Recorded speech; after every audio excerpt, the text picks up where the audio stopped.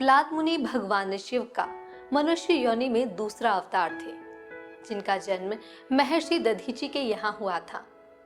पिप्पलाद मुनि के पिता यमुना किनारे अपने आश्रम में रहा करते थे और शनिदेव ने काल क्रमानुसार उन्हें दरिद्र और बीमार बना दिया। पिप्पलाद के जन्म के पहले ही महर्षि दधीचि की मृत्यु हो गई थी और पिप्पलाद मुनि की माता इस बात से परिचित थी कि उनके पति की ऐसी दशा शनिदेव के कारण ही हुई है। जब पिप्पलाद बड़े हुए तब उन्होंने सभी देवताओं से पूछना शुरू कर दिया कि क्या कारण था जिसकी वजह से मेरे पिता मेरे जन्म से पहले ही मुझे छोड़कर चले गए और मुझे अनाथ बना दिया, जिसके कारण मुझे और मेरी माता को इतने कष्ट झेलने पड़े।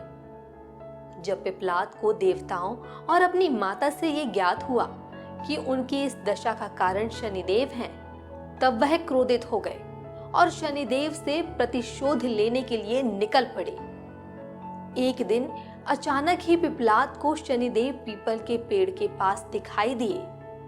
शनिदेव को देखते ही मुनि के क्रोध की कोई सीमा नहीं रही और उन्होंने अपने तपोबल से ब्रह्मदंड उत्पन्न किया और शनिदेव पर प्रहार किया। शनिदेव ब्रह्मदंड पर प्रहार नहीं कर सकते थे, इसलिए वो ब्रह्मदंड के प्रकोप से बचने के लिए भागने लगे। ब्रह्मदंड इतना शक्तिशाली था कि शनिदेव के तीनों लोकों में परिक्रमा करने के बाद भी उसने शनिदेव का पीछा नहीं छोड़ा और उनके पैर पर जाकर लगा। उसके प्रहार से शनिदेव के पैर टूट गए और पीड़ा से कराहते हुए उन्होंने प्रभु शिव से अपनी रक्षा की प्रार्थना की।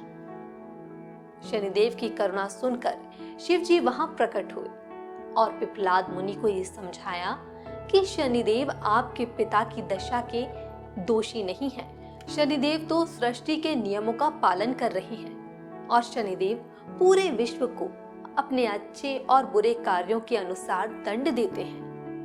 तब पिप्पलाद मुनि ने प्रभु शिव के चरणों में दंडवत प्रणाम किया और बोले, हे प्रभु, आप शनिदेव से कहें कि वो संसार के निरीह प्राणियों को ना सताएं और बच्चों को तो बिल्कुल भी नहीं। इसके बाद शनिदेव ने वचन दिया और कहा कि वह इस बात का हमेशा स्मरण करेंगे और बच्चों को कभी भी परेशान नहीं करेंगे।